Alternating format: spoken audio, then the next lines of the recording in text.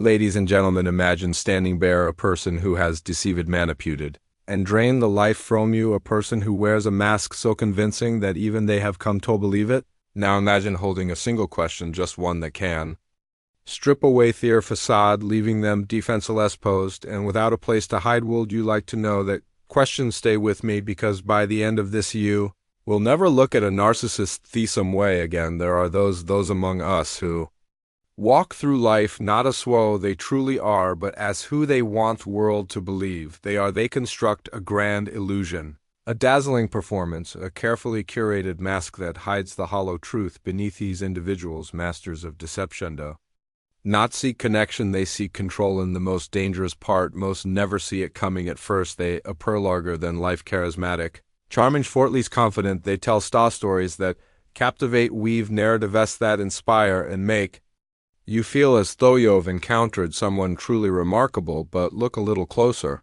and you'll notice something unsettling. Their words, though powerful, lack sincerity. Their kindness, though grand, is conditional. Their love, authenticating, is merely a transaction base for them. Every interaction isn't about genuine connection. It's about maintaining their image, feeding their ego, and ensuring they remain the center of attention. They do not reflect on who they are in the quiet moments. They don't look inward, searching for growth, understanding, or self-awareness. No, their focus is outward, and the eyes watching them, the admiration they crave, the applause they cannot live without. They sculpt themselves to fit whatever role grants them the most influence. And if that means pretending to be kind, they will. If that means making empathy, they will. If that means manipulating others into believing they are irreplaceable, they will. But beneath polished exterior there is fear, a fear they cannot acknowledge, a fear of being ordinary, a fear of being unseen. Confronting them doesn't work. Fear of being nothing without an audience to validate their existence, and so they perform, always performing. A never-ending act designed to keep others mesmerized, distracted, and most importantly under their control. You may have encountered them in your life. The friend who always makes everything about them, partner who twists every situation in their favor, the leader who demands saturation but offers no true guidance, colleague who takes credit for your work while ensuring you remain in their shadow. And at first you may have been drawn in, believing their illusion, seeing only the brilliance they projected. But there comes a moment, a shift, where the cracks begin to show, where their need for control becomes messificating, where their charm turns into manipulation, and where you realize this was never about you, it was always about them. You see, when confronted with truth, a rational person listens, reflects, perhaps even concedes. But those who live behind masks do not operate in the realm of truth. Their world is not built on honesty or accountability. It is built on control, and control demands that they never be wrong, never be questioned, never be exposed. Try to reason with them and watch how swiftly they twist your words, rush up reality, and turn the tables. Yoke them with facts, with logic, with a genuine desire to resolve, and yet somehow you leave the conversation doubting yourself. How did this happen? How did the truth become so distorted? How did you become the villain when all you wanted was clarity? Because that is their power. They do not seek resolution, they seek domination. They are not interested in understanding, only in winning. Every conversation is a battlefield, every disagreement a war to be won, and they will use every weapon at their disposal: guilt, blame, deception, to ensure they emerge victorious, not by proving themselves right, but by making you question your own perception of reality. They will never say, "I was wrong," never say, "I hurt you," never say, "I see your pain and I take responsibility." They will rewrite the past before your very eyes. That never happened. You're too sensitive. You're imagining things, and if that fails, the one question that exposes their weakness will shift the focus entirely. Suddenly it's no longer about what they did, but about how you reacted. Your frustration becks the issue, your anger becomes the offense, and before you know it, you are really one defending yourself. So what do? Do you shout? Do you fight? Do you lay out every piece of evidence, hoping that logic will force them to see no? Because there is no winning a game designed for you to lose. Their defenses not built on truth, it is built on illusion, and illusions cannot be dismantled with reason alone. You see themament, you seek validation from someone who thrives on denying you of it. You have already given them power the moment you beg them to see what they refuse to acknowledge. You have placed yourself in there. Hands the key then is not to force them to admit their deceit. The key is to step outside the game entirely to recognize their tactics, to refuse to engage on their terms, and when you do something remarkable happens, the illusion begins to crack. There is a way to disrupt the illusion, a way to make a mask slip without raising your voice, without engaging in their endless game of manipulation.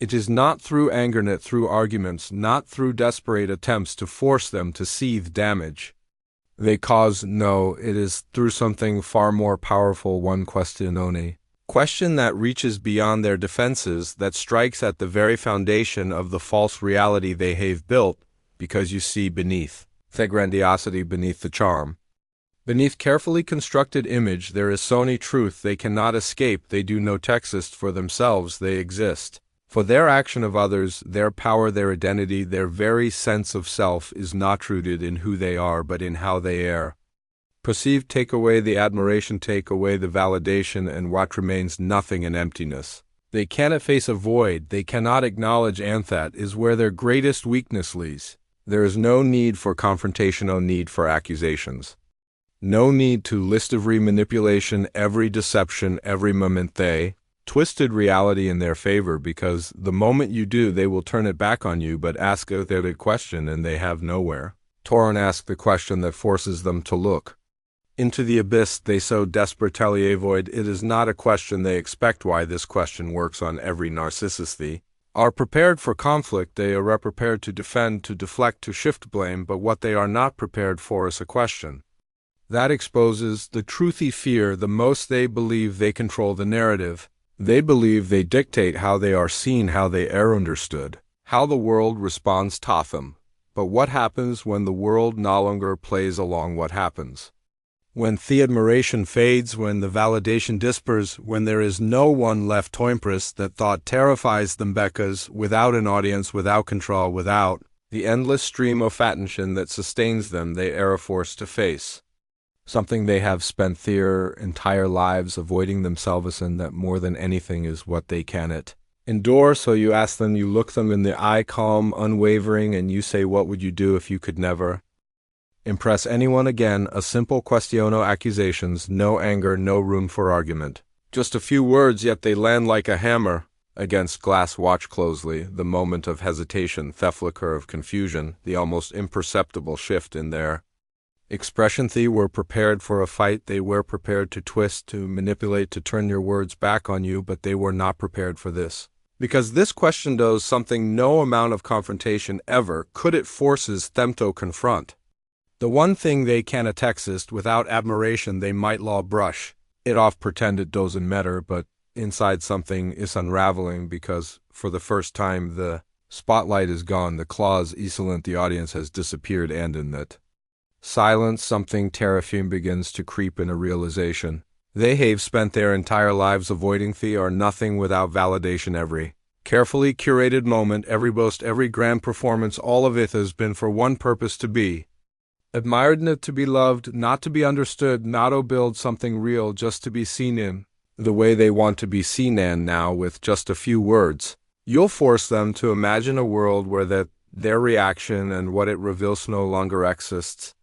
They may scoff, change the subject, throw the question back at you. They may even go silent, retreating into themselves in a way they never have for. But do not mistake their reaction for indifference. Inside, they are respirating because they have no answer. They have spent their entire existence building an image, not a self, without an audience, without admiration, with someone to control what is left. And for the first time they feel it. The emptiness, the void, the thing they have been running from all their lives. Because this is not a question they can manipulate. It is not a question they can twist into an attack against you. It is a question that demands something they don't possess: affinity. And in that moment you see the illusion falters, the mask slips, and they for the first time are re-exposed. Once you see through the illusion, once you understand that their power was never real but merely borrowed from those who believed in their faculty, final step is to protect yourself, not through confrontation, not through revenge, not through proving them wrong. Protection comes from something far greater. The moment you no longer react the way they expect, the moment you stop seeking fairness or Justice from Simeon incapable of giving it you have already. 1. They thrive on your emotions, your frustration, your confusion, your how to protect yourself and take back. Control desert to make them see what they refusato acknowledge. These are the strings they pull to keep you tangled in their web, but imagine what happens when those strings are cut, when your words no longer seek their validation, when your assailant speaks louder than any argument, when your energy is no longer spent deciphering their contradictions, but reclaiming your own clarity without control over your emotions, without the ability to provoke a reaction. They are powerless. There is a reason they push your buttons, a reason they create chaos where none exists, a reason they twist every situation to keep you off balance. It is because if you are always on the defensive, if you are always explaining yourself, if you are always trying to make sense of their madness, then you are too distracted to realize the truth. They were never worth the fight. Their power was never in who they are, but in how much you allowed them to affect you. Detachment is not coldness, it is not cruelty, it is not indifference to the suffering of others.